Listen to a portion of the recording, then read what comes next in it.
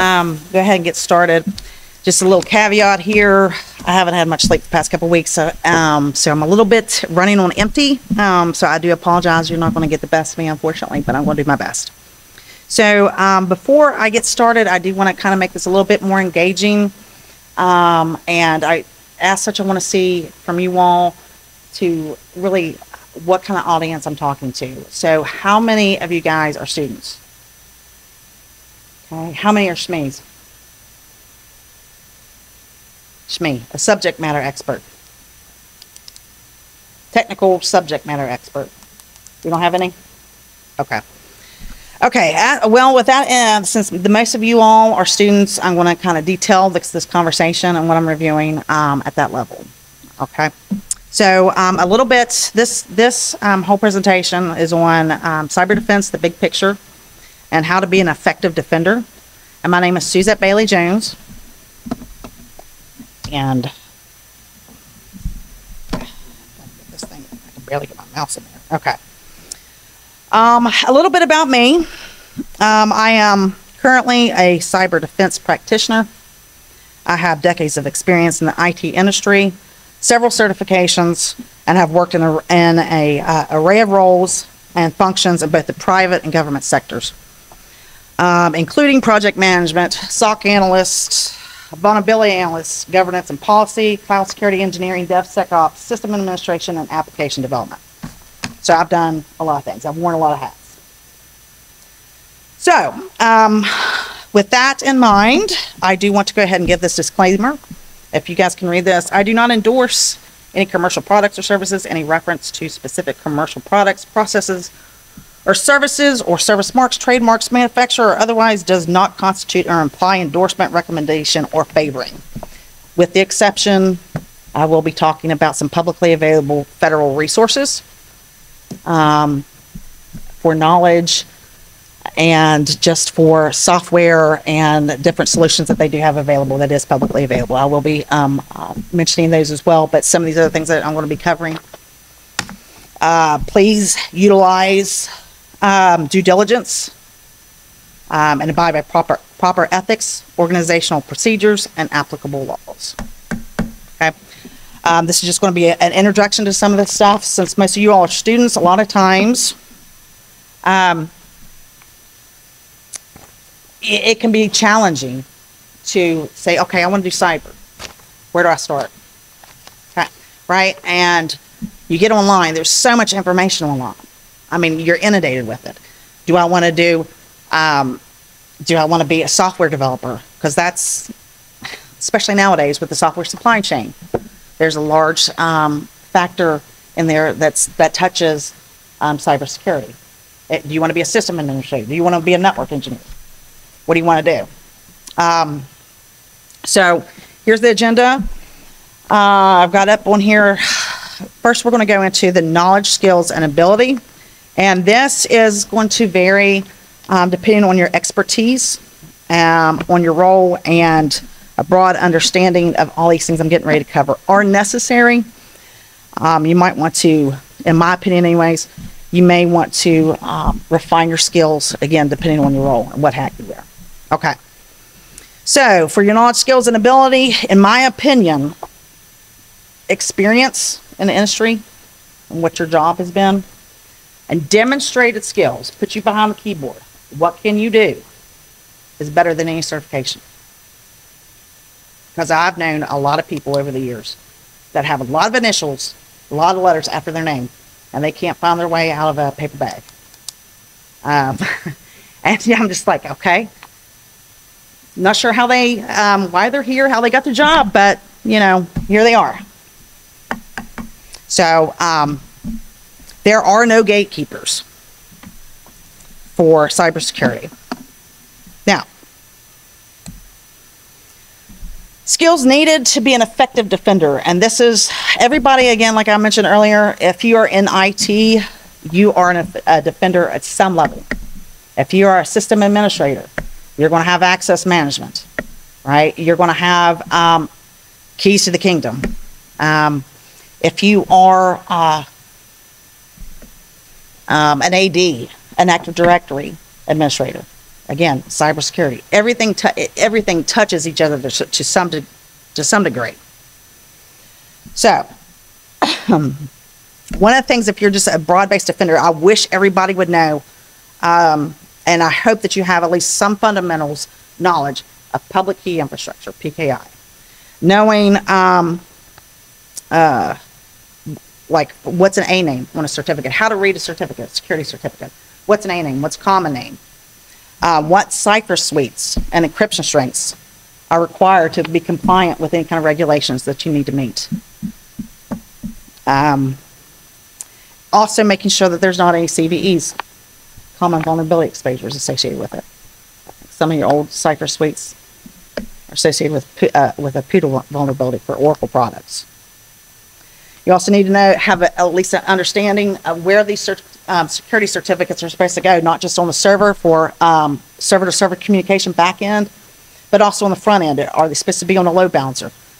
Do you need a copy of the public key on an F5? Do you need a key on any IDS or IPS device? Just a fundamental understanding.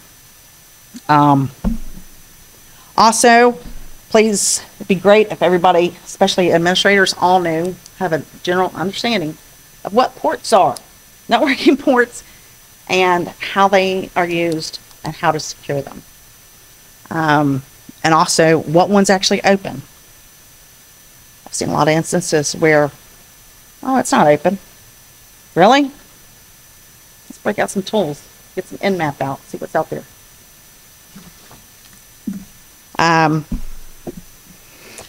Also, this sounds so basic, but please know how to navigate your file directories.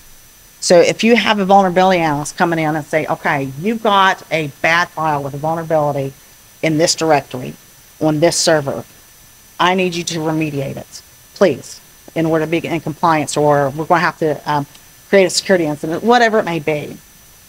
And then you come back to me and you say, yes, it's remediated. I'm going to look at you and say, I need evidence. I could say I'm Santa Claus. Doesn't mean that I am. So I need you to provide me evidence. Screenshot a lot of times will work. Right? And then I'll get a screenshot. It's a different server. Maybe it's a test instead of production. It's a different file directory because maybe the file directory is 20 layers deep. And I've seen it over and over and over again. Now, don't get me wrong. Human error is always a factor. Always. That's why you always want to have multiple layers of defense. You also want to have oversight, ideally. If you're working for a small shop, mom and pop shop, unfortunately, you're definitely going to have resource constraints. You're going to have challenges associated with that. But even with large enterprises, with tens of thousands of employees, you're still going to have that. It's just going to be a matter of how big of a headache it is, and if the crap hits the fan, is it going to hit the news or not? Okay. Let's see. Also have fundamental knowledge. Again, you don't have to be an expert, depending on what your expertise is going to be in, but just have fundamental understanding of how to use a command line, how to use some scripts. You may not necessarily have to compose the scripts and write the scripts yourself, but if you know that you need to run this script in this directory on this server, how to run it, ideally. Languages, if you can. You don't have to be an expert. PowerShell, Bash, and Python, especially if you're going to do anything pen testing, red teaming, blue teaming, networking. There's a Python is really big right now, and a lot of your open source tools use Python. Fundamentals of networking is good to have. Obviously, if you're a network engineer, you better have more than fundamentals. But that kind of goes back to the ports. But you also need to know about protocols, especially the things that you're going to be looking at. If you're looking at doing an analysis on some of your network traffic, and you see something on port 8080, what does that mean to you if you're a system admin?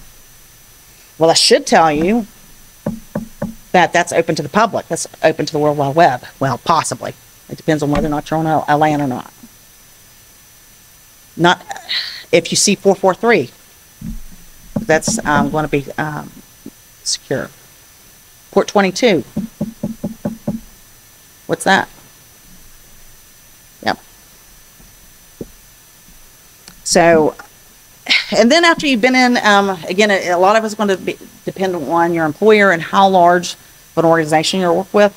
You may start seeing the same IPs over and over again that are not standard, like port 556. You may become to realize that, oh, that's associated with Oracle's software solutions that they have, whether it's WebLogic, Admin Console, different things like that. So you'll be able to quickly identify that.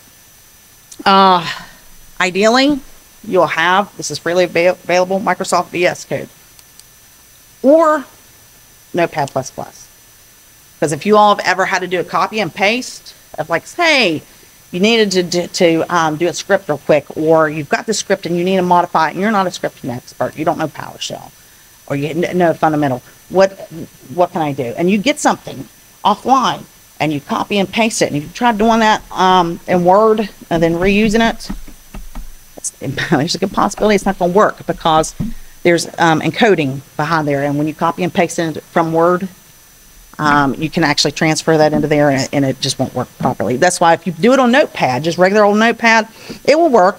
But the problem is that you then have to go through the pain of saving that file, naming it, and all that good stuff. Whereas if you have Notepad++, you can have it set up to configure to where it's every time you launch it, all your tabs are there, and you've got all your notes, all your codes, everything. I typically have 30.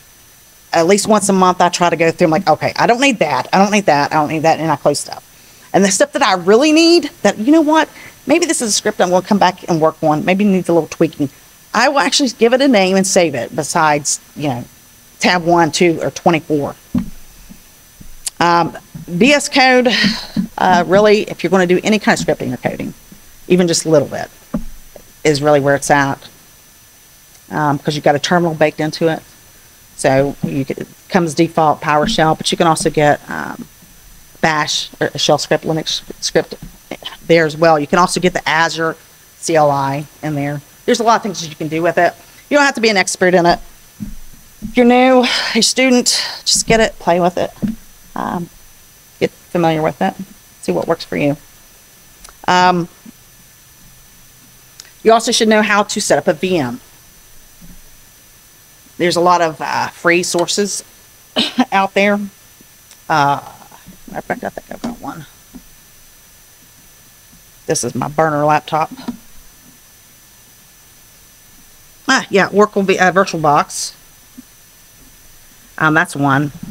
So know how to set one of these up, especially if you're going to do any kind of.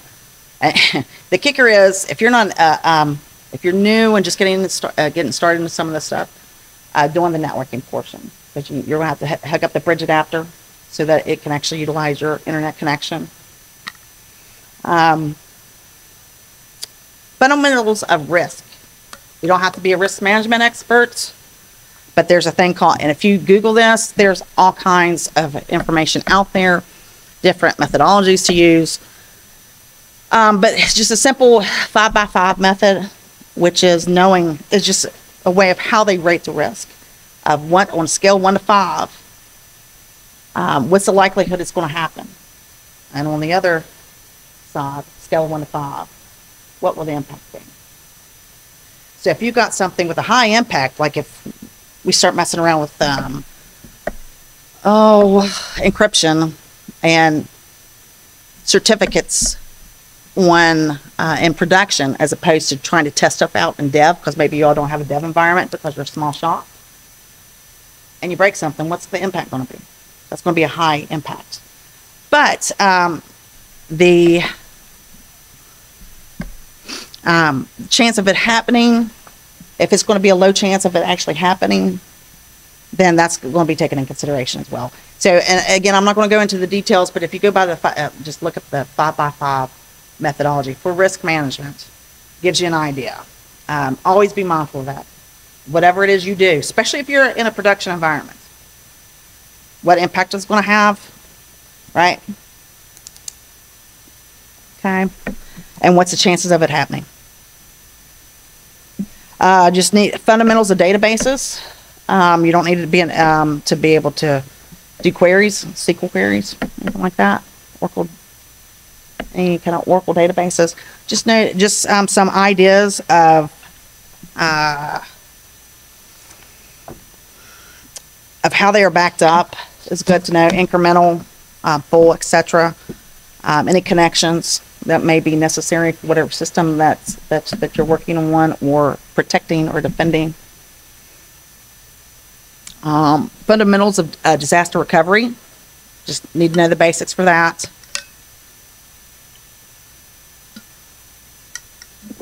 And this is a big one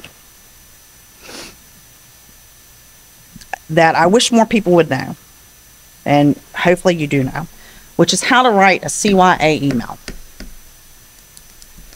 Everything, whenever you're in IT, especially if you're in security,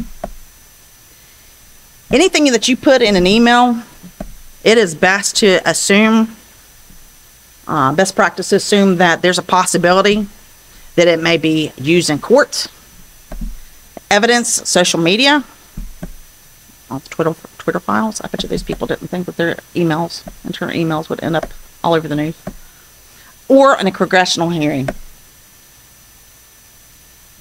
Right? There's been a lot of big social media companies pulled in front of Congress for hearings.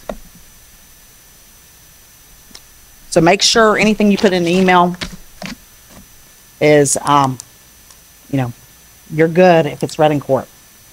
I've seen emails where people get mad, lose their temper, can be aggressive. CC everybody. Reply all. Really? Okay. I understand that we have a disagreement about something. Doesn't mean that you have to reply all to 20 people. Right? So just make sure that you do your due diligence. There have been times that, from a security defense standpoint, I disagreed with something that I thought was a risk, and I put it in an email. I had a conversation first. Well, Suzette, we're still going to do this. Okay. Nice, polite, political CYA email. Here's my due diligence.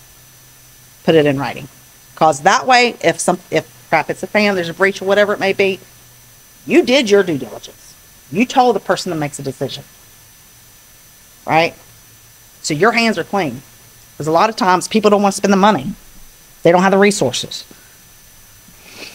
So the CYA, always assume someone else, that Congress, the news, someone may get a hold of your email, especially if you work for a government, because FOIA requests. All right.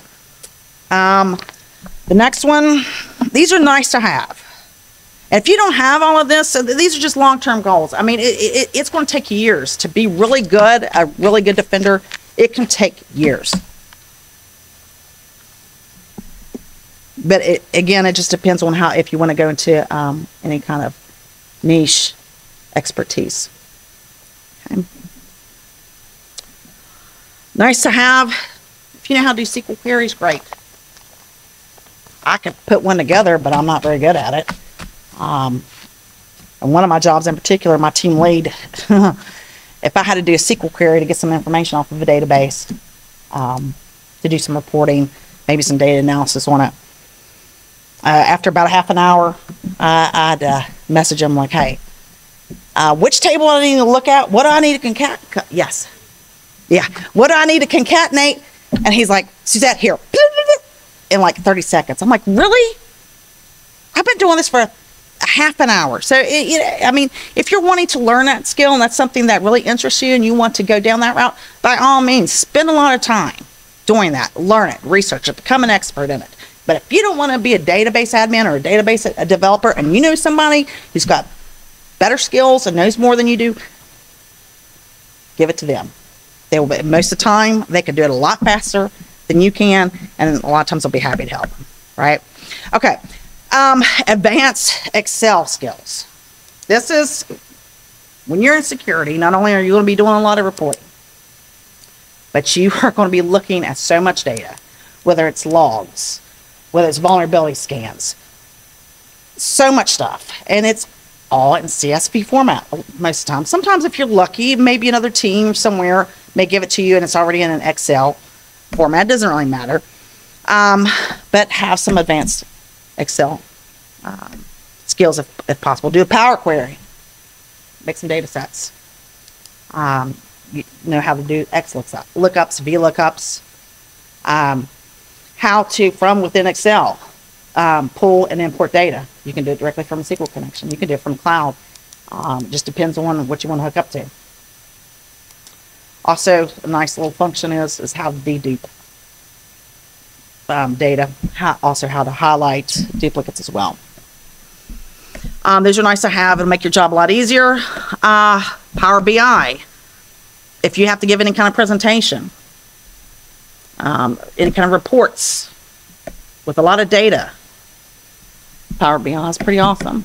And it just kind of works similar to Excel. You can create data sets, do ETLs, which is extract, transform, and load. You basically take all these spreadsheets from all these vulnerability scans if you want to, and you can pull out all those columns that you don't need, recast the stuff that the presenters that you're giving this information to, they don't know what it means. Just pull it all out, and then format it and present it the way that you need it to. You can also create dashboards. Executives like that. They like stuff easy to read, digest. Okay, another nice to have is how to read and work with. And this is something, this is going to depend on your interest and what career path you're going to take. APIs, JSON, XML, anything that you're going to maybe want to connect different technologies, pull data, fuse them together, use different solutions. Cloud technologies, if you want to be relevant in today's market, at least be somewhat familiar with the technologies and things that are available. You don't have to be an expert. Just know that, hey, Microsoft has cloud, Azure. Amazon has a cloud, AWS. What capabilities do they have? Just general. Just be familiar with that. Know what an IaaS is, a PaaS, a SaaS. Everything nowadays, everything is as a solution. And they all want to sell it to you. Software as a solution, platform as a solution, infrastructure as a solution, security as a solution. Okay. Common security risks and issues. These are some of the things that I've seen during my time over and over and over again. And in my opinion, are often overlooked, or the importance is not given that it should, because they don't think it's much of a risk. They don't do the whole likelihood of it happening and severity, what's going to happen, risk management approach. PKI, lack of proper implementation. If I had a nickel every time I saw certificates that had the wrong host name on there, it doesn't work. On the wrong port, or they thought they put it on this port, but it's not. And then they've got a port that's open. It's not encrypted. Hopefully it's just on the back end. Ideally it's not. Just for server communication. It's not exposed, open to the web. It's pretty common. That's a big security issue and risk that I have seen over the years. Cloud configurations. This has been an ongoing thing for a while. There was a big, several years ago, big rush to the cloud. Everybody, let's go to the cloud. Okay.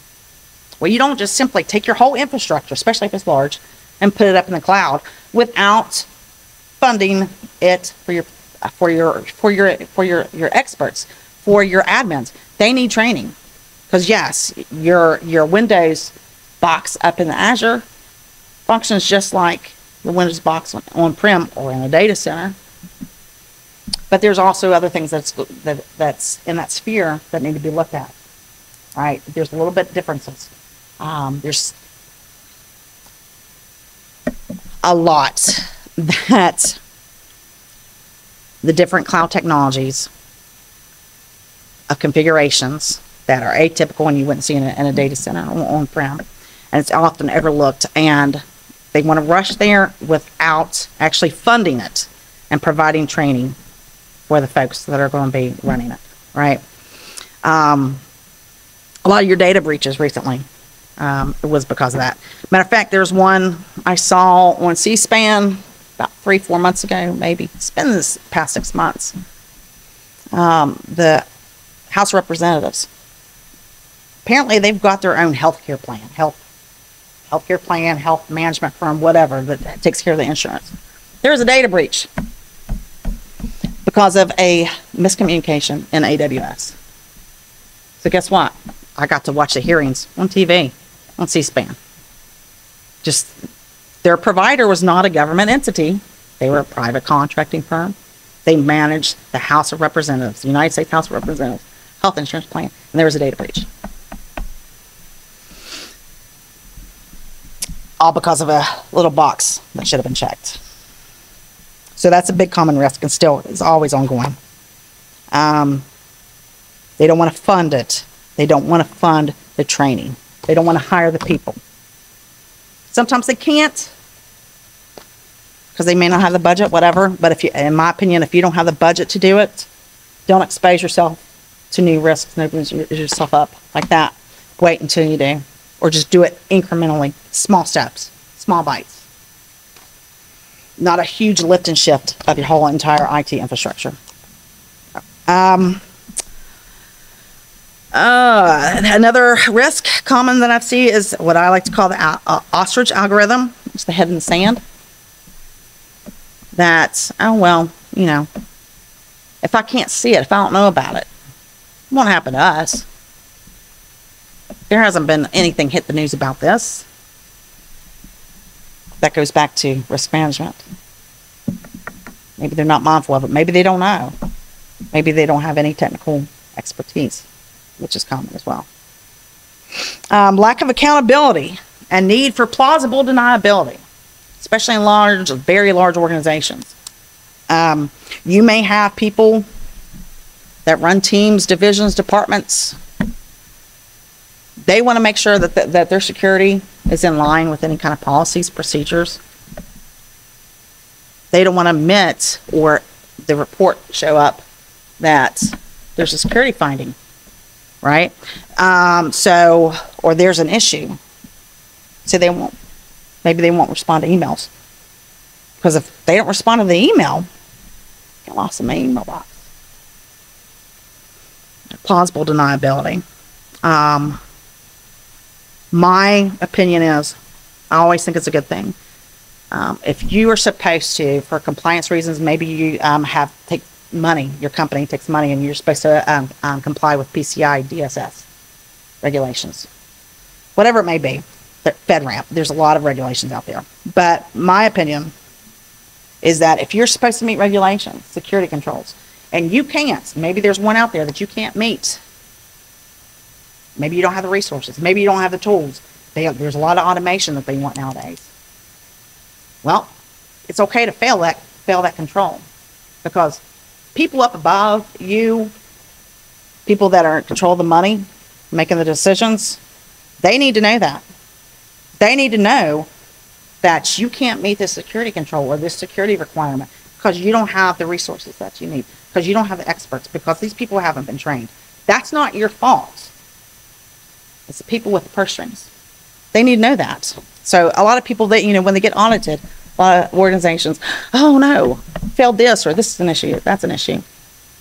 In my opinion, it's just a way for the folks that make the decisions to know where to allocate their resources and where the money's best spent. So you definitely want to make that known.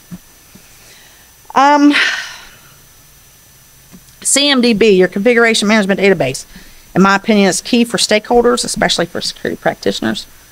If you're a small mom and pop shop, I've seen them in Excel workbooks that are locked, password locked. Maybe that's the only solution that you can afford. Maybe you've only got a team of 20 and maybe you only run 10 servers.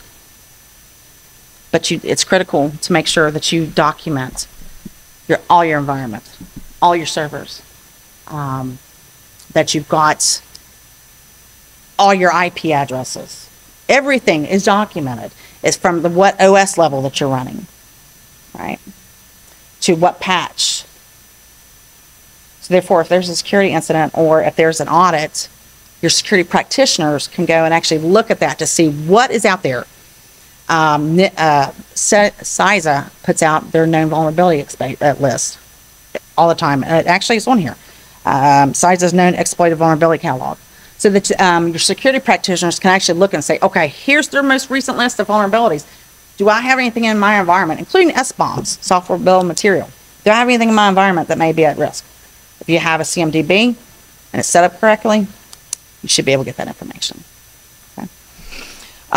Proper change management. If you're small mom and pops, you may not, may just be a couple people saying, hey, I'm going to do this Saturday night. We're going to bring this down, patch that, no big deal. If you're a large organization, you need to make sure everybody knows that needs to know, including security personnel. I've seen fantastic change management boards and some really bad ones.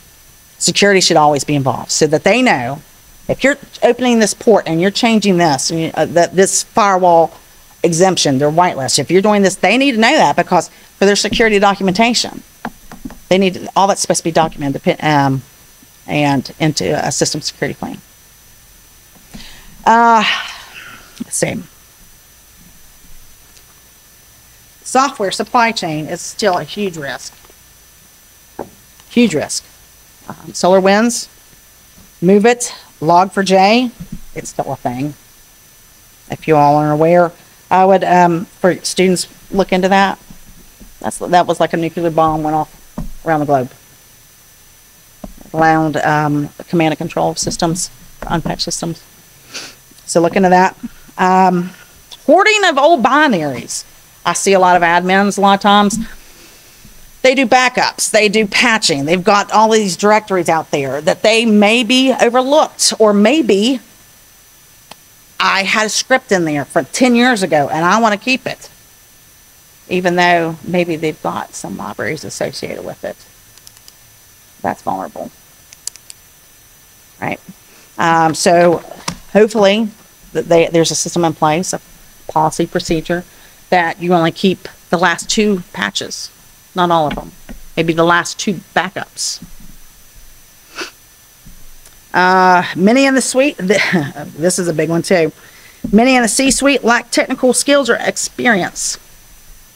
That to me, I believe, is a big risk. And a lot of places, unless they're an actual cybersecurity organization. You've got folks up in the C-suite that are making the budgets. They're making the decisions. And maybe they want to go out and look, oh, look, bells and whistles. And they buy the latest enterprise version of some software solution. Costs millions of dollars. Nobody knows how to use it. Nobody knows how to configure it. Here you go. Take care of it. I want this taken implemented 3 months from now. That's how you get vulnerability exposures. That's how you get exposed. That's how mistakes are made. Or they may not realize that, hey, maybe we've got some old mainframes out there running COBOL, and we need to get rid of those because it's 40-year-old technology. But they don't want to pay $500 million to convert all that code from COBOL to Java.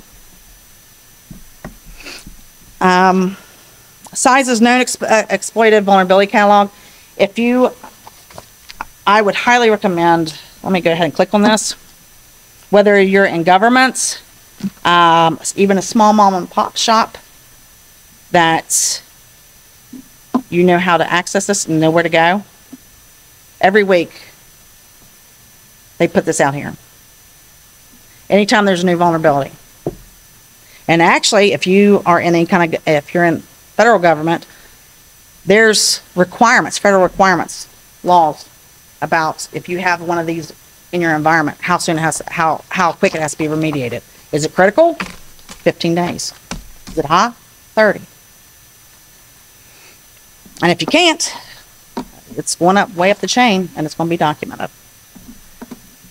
So please be aware of this. If you click on one of these, let me see. They'll give you all kinds. There's all kinds of information. All kinds of information. NIST and CISA, it's your tax dollars. There's so much information on there. Use it. So much good information. Unfortunately, some of it is too much. They give you too much, and you can actually be swimming in too much information, and can be hard to find what you need at times. Okay. All right. So we were talking about software supply chain. This just recently, if you notice the date, September 26, 2023. Movement vulnerability. I saw this come out. I get an email. If you go to CISA's website, and I think I actually have this on another slide, you can sign up for their email alerts. I got an email saying that, hey, this is vulnerable. This is vulnerable. This is an exploit. You need to take care of it if it's in your environment. I knew about this. And then a couple weeks ago, I got this letter. I was involved in a breach. My information was involved in a breach with WVU because of the MOVE IT vulnerability. I've had issues, personal issues, with PII, with hospitals, clinics, things of that nature. You go up, you check in. What's your name? Here's my name. Then they'll say, okay, do you still work for XYZ? And do you still reside at 123 Main Street? Last time that happened, actually, I looked at the lady. I said, I understand that you're doing your job. Can you please give me a piece of paper? And I will write that down. And she just kind of looked at me. And I wrote the information down and gave it to her. I said, you're asking me personal identifiable information that everybody in this waiting room, there's 6 people here right now, can know. My employer, where I live, what my name is. And she may have even asked me my birthday. I can't remember, to tell you the truth. I know she was just doing her job. That was their policy at that that hospital facility. It wasn't a hospital, but whatever you want to call it. Doctor's office, whatever. That's what their policy was. And I asked her, I said, would you please give me the telephone number for your administrator? Because I need to call him. It has nothing to do with you. I know what you're doing, what you were trained. So I called him. I said, this is a huge risk. And they told me they would fix it. You're right, you're absolutely right, because not just PII, but you're talking HIPAA laws right there too, right? And they didn't. I've gone into to see a doctor's office, into a hospital, whatever, and they've got patient information right there on the computer. One instance in particular, I was sitting there, 10, 15 minutes, because, you know, sometimes you have to wait. I got up, I went over and locked the computer. Because I know that shouldn't be on the screen, but maybe there's a bad person that comes in behind me and it's still up there. So this happened recently, and hospitals in particular are pretty vulnerable because they don't have the staff. A lot of people don't have the staff or the funds for security. But WVU in particular hospital systems has been impacted by multiple security incidents and breaches. I'm actually, because of me getting fatigued of people not taking security seriously and securing my data, I was told that everything was stolen basically except for my social security number. All my testing, everything. Hopefully this coming week, after I get caught up on some sleep, I'm going to contact a lawyer because they do understand money, right? That's the only way they're going to learn to take this seriously if they get hit. So if you're not going to have, and that's nothing, if we're an organization, if they don't want to fund security, you better have good cybersecurity insurance. And WVU, maybe they do, maybe they don't, I don't know. But you also have an opportunity to lose your reputation or take major damage to your reputation with a cybersecurity incident. I don't know how much y'all know about SolarWinds. SolarWinds 123 server password. You know, with supply chain, issue with the software. But they shouldn't have had that password like that. SolarWinds123. Year prior to that, they have been told that that needs to be changed. They still didn't do it. I can't. They're a large organization. They're all over the place. I can't see that name without thinking about that, because that was a nightmare for a lot of corporations, a lot of big organizations, federal agencies as well. Okay. So, oh my, I thought this, I'm going to go ahead and go blast through pretty quickly. I'm going to leave these, you should be able to take screenshots if you need to. Getting started. There are no gatekeepers for cybersecurity. The only obstacle limitation you have to get into that career field is yourself and what you impose, the limits you impose on yourself. The challenges that from my perspective, in my opinion, is identifying exactly what it is you want to do. Maybe you start off in networking. I don't like that. Then you go to server administration. I don't like that. You do incident response. Hey, I kind of like that. I like the investigation portion of it. So it can be a challenge to identify exactly what it is that you want to do. And then finding a SharePoint, because there's so much information. Good, trustworthy information. That's the key thing. It's trustworthy, that somebody's not trying to sell you something, because everybody's trying to sell you something out there. Because there's a lot of information out there. If you're actually going to be in defense, a defensive role, especially for an enterprise, to really be good at what you do, ideally, your knowledge is going to be an inch deep but a mile wide. You may have some expertise, maybe software development, but you're going to know a little bit of networking. You're going to know a little bit about server administration. You're going to know a little bit about everything, just a little bit, just so that you understand the impacts that changes may make, what security vulnerabilities are out there, what that has on your system, right? Okay. Now, this is, CISA has a lot of great information. They really do. Oh my goodness. But it's like walking into the Smithsonian and asking for a paper from one something, and then trying to find it yourself. There's just so much information. So if we go here, has anybody seen this before? Well, I'm getting ready to click one. Their workforce development tool. Okay. If I click on it. This is their cyber. No, I don't want to give you any feedback. This is their cyber career pathway tools. What is it? You've seen it? Did you say you've seen it? Is it clear? Yeah.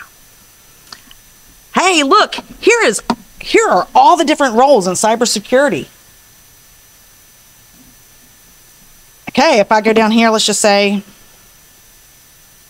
where am I? Law enforcement, counterintelligence, forensics analyst. Well, right here,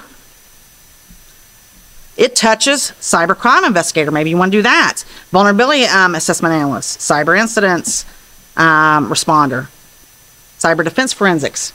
And if you click on one of these, it'll take you down a whole track. There's a lot of information on here, and it can be a challenge if you're still new to the industry. Yes. It is, if you want to take a picture, it's right there. But your best bet is just to Google CISA's Cyber Career Pathways tool. There's a lot. It's not clear.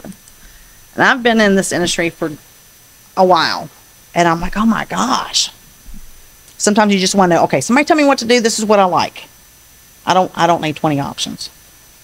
Okay, also to get in, if you're new, fire hose method. You're going to go in and you want to absorb as much information as you can. You may not know what an IOC is, indicator of compromise. You may not know what that means or how to look for it. If you hear it enough, after a while, you start, if you actually look at indicators of compromise that CISA puts out, after a while, it may start making sense. You want to absorb everything.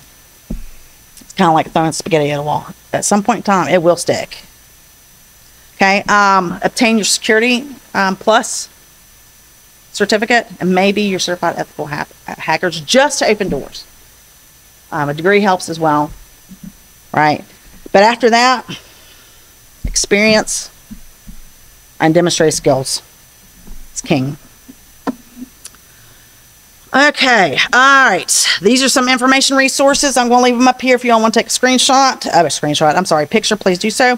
NIST 800 series. There's a lot out there. From your cybersecurity risk management framework to mobile devices, how to secure this, how to secure that. There's so much information out there. You do not have to be an expert, right? All you need to know is how to use Control F, right? So if you're working in say, government, and you have to comply with NIST 853, Rev 5 version, that's 900 pages, I think. 800 or 900 pages. I don't know everything in there. But if I need to see security requirements, controls for access management, I can just search, do a Control F for AC. It'll take me there. See what's applicable. Your CVEs. CVE right here. If you want to look it up, a lot of times when you see something, you'll see a CVE number associated with it. But if you wanted to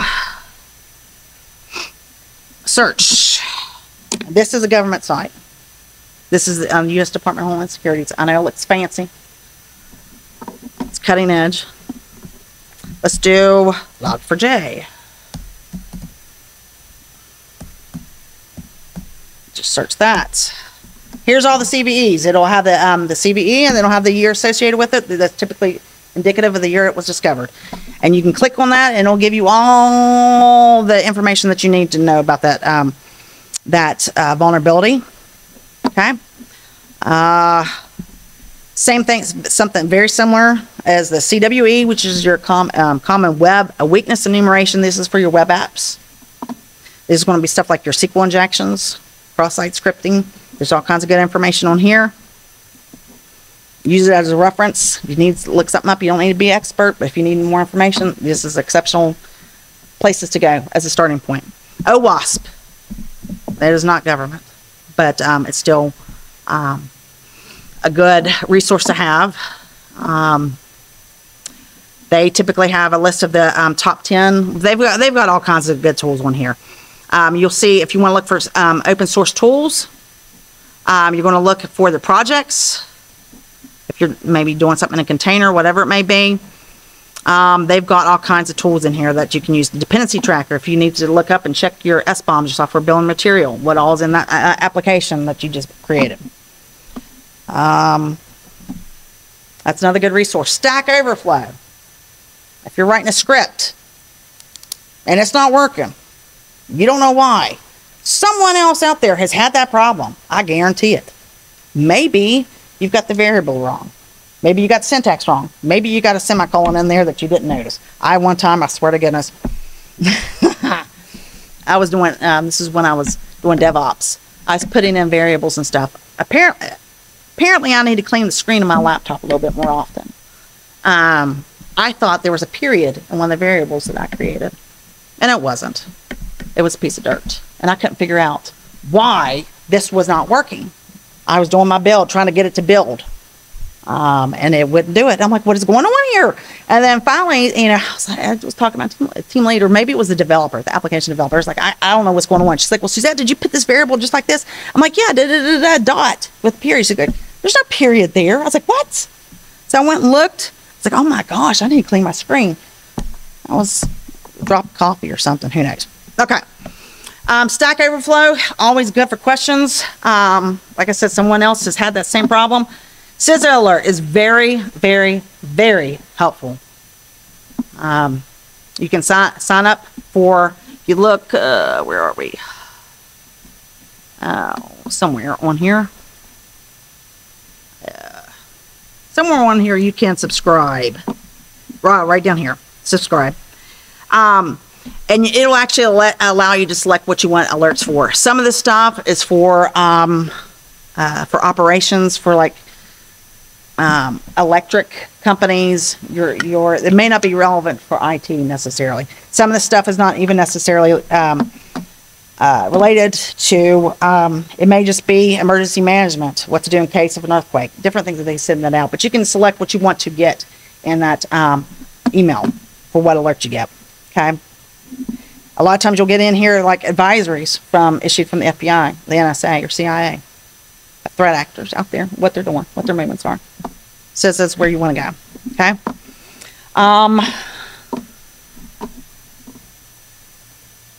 Oops.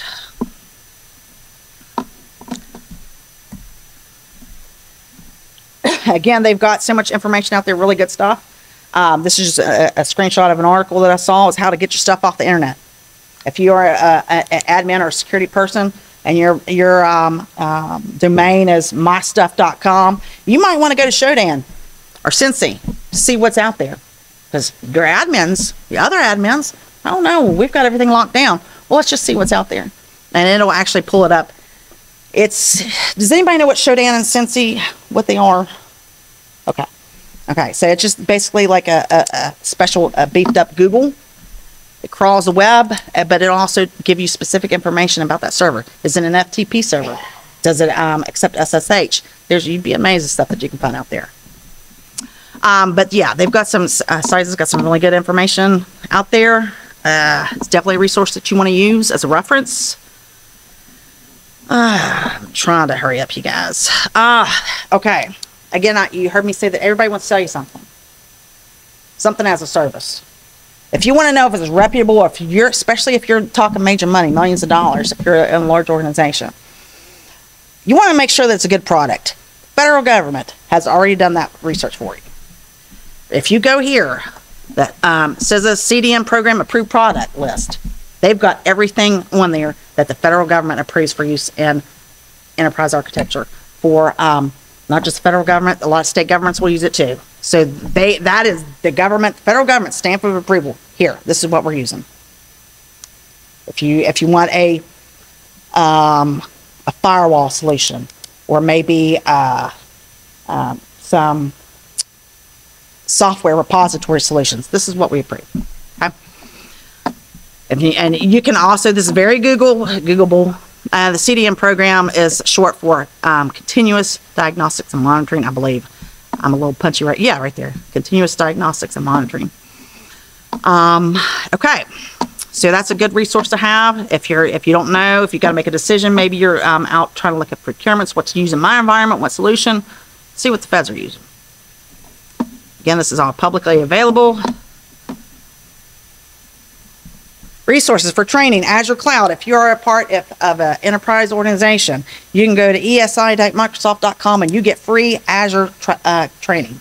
You can get certification training there too, in person, or at least in a virtual environment. Some of the best technical training certification courses I've ever had was actually through ESI Microsoft. They had hands-on labs on a VM. Fantastic stuff. Has anybody ever heard of Hack5? Okay. Hack5 is a phenomenal resource, especially if you are just getting started. If you want to be a pen tester, look at that. The site's called YouTube.com and is a nice community there. They've been around for a long time. This is the homepage. We'll just click on this. This is Hack5 or Hack.5. The original folks that started it. It is a payload platform. From here, it is the basis of a very high severity flaw. We could hide our subject from detection and recognition. I was able to find enough information to reverse engineer one of these. Next step here, program the USB communication occurring. All kinds of different tools. Just wanted to show you guys more of what I'm.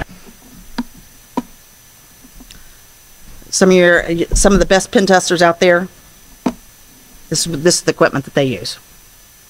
Okay, your packet squirrels, your Wi-Fi pineapples, bash bunnies to deliver payloads. Oh look! Oh my God, cable! You think that's a real cable? It's not. All right. You're going to find all kinds of good stuff here. If you want to be a pen tester, check out their equipment. Okay. I'm not going to tell you how to use it. Just go to Hack5's YouTube channel. They've got all kinds of good stuff on there. Okay. AWS training. There's AWStraining.com. And they also, if you are an enterprise organization, they may be a part of Amazon Partner Network, APN. You can get training through them as well. It's free. If you're in a large organization, take advantage of it. Cybrary. They've got some really good resources. They've got free training. Some of it's paid. Once upon a time when they first started up, it was all free. You used to be able to get your CISSP training there from Kelly Hanrahan. She's really good. Sands Institute, they occasionally offer free training there as well. Different events. Some of their stuff, obviously, a lot of their certification classes you have to pay for, but they've got some really good stuff. If you're a federal employee or a federal contractor, you've got .gov email address, you can sign up for Fed VTE right here, and you can get free training. Code Academy, if you want to learn how to code, it's a good starting point. CISA has some really good, they frequently, every month, they have training opportunities. And they are not going to sell you something. Here's the latest thing in Microsoft that we're going to teach you how to secure something. And oh, by the way, you need to buy this enhanced logging package. Now, this is stuff that's actually relevant, and they're not going to sell you anything.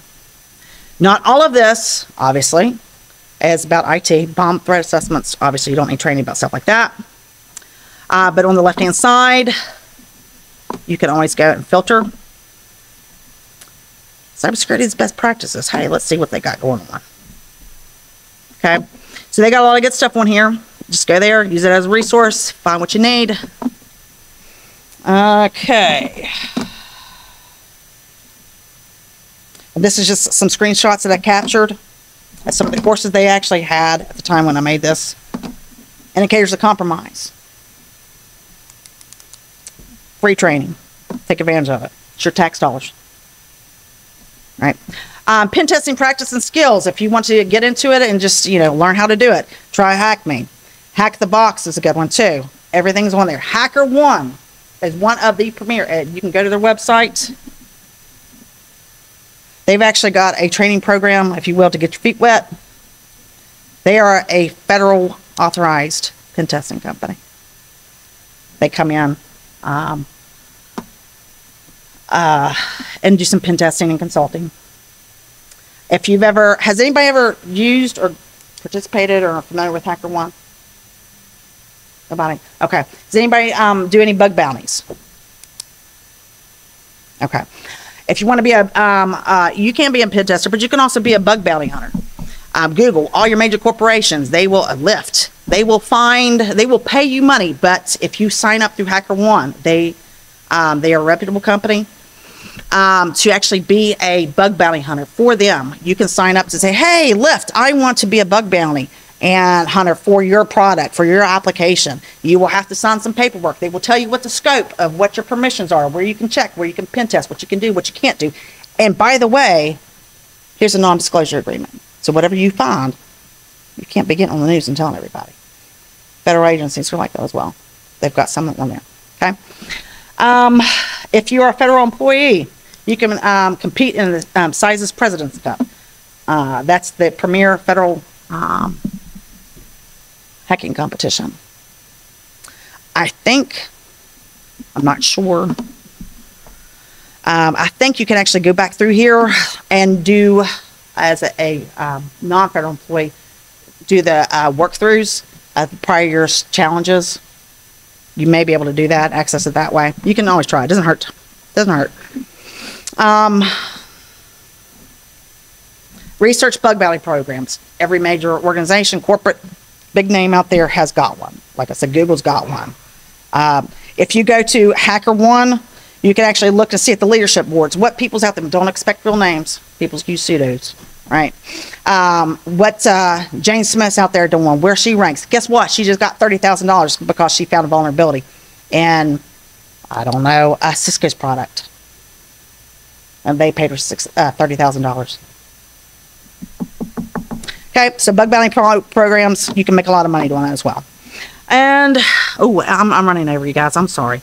Last but not least, if you want to take a picture of this, these are some tools. GitHub, Docker Hub, if you need to run some pen testing tools or security software, anything in DevSec environments, they're going to have images up there. Burp Suite, Shodan, Cincy, Google Hacking Database, Kali Lynch. These are all these. The Verizon data breach investigation report's really good. Have I been paid? If you want to know if your email or your family member's email has been involved in a data breach, go to Have I Been Paid and type it in there, quick and easy. CIS benchmarks, if you want to do some benchmarking. CIS. There's also DOD. The Department of Defense has their own form of benchmarking called STIGs. MX Toolbox is good for checking a few things, and it's actually available on the World Wide Web, so you don't have to download anything if you're wanting to do some research. Okay, just making sure nobody else to take a picture. Oh, well. Okay, got it. And that's it. Any questions, comments, any of that good stuff? Points of discussion. Yes, now maybe guys that we've run over, and I apologize. Hopefully I did a halfway decent job because like I said, I haven't slept well the past couple weeks. All right, guys, if that's it, I appreciate y'all's time. Thank you so much, and y'all have a good afternoon. Thank you.